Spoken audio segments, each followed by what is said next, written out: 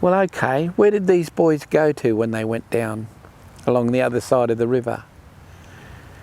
They went to a lake over there called Lake Claremont today. In the old way we call it Gulbarming. Gulbarming is a stingray. And that little lake is shaped just like a stingray. And you go there and look at it, and you know that's where they began their journey to become young men. And then you look around it and you'll see a primary school. That primary school only takes boys. No one else, only boys. Then there's a college. You look at the college and they only take boys. It's called Scotch College. So suddenly there's this subtlety in the city. And they would receive a scar on their arm as they start to make their way to becoming young men. And that scar had to be visible from a distance because there's an avoidance system in the old way. And you have to avoid other people. But if you see someone at a distance and you see that scar on their arm, you know exactly who they are. There's no need for a word to be spoken. It's like if we go over into that car park there. Each one of those cars has got a symbol on them. Well, that's the same as the scar. And you know what car it is. No one needs to tell you.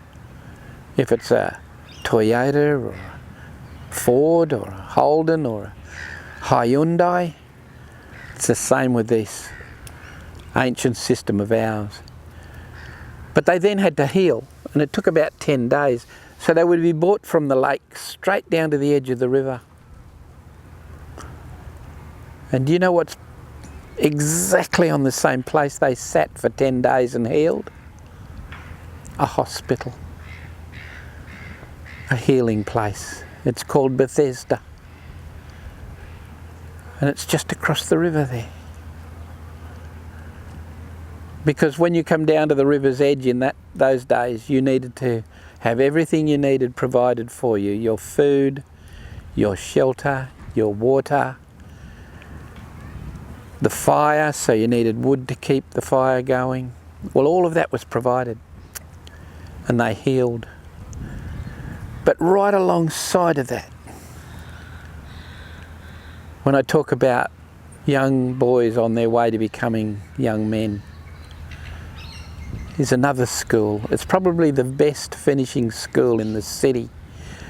And if you park at an intersection over there and look up on the side of their building, they boast this in writing on the side of their building. And it says, building greater men. I mean, how's that for a subtlety? It's like a sledgehammer. And it's called Christchurch Grammar for boys. Then they would come down along the edge there to that little point. Remember I told you about the boy with the long fingernails? Jutting out on the edge of the river there. There's a little piece that looks just like a thumb. The best way to see it is look at a map and look down on it. And we call that biri. Biri is the fingernail or the thumbnail. And that's biri there, right across there. And the boys would then swim across from there, leaving that stupid adolescent young fella behind and coming over here with responsibility. Meeting the women and the children on the end of the sandbar, the long white hair.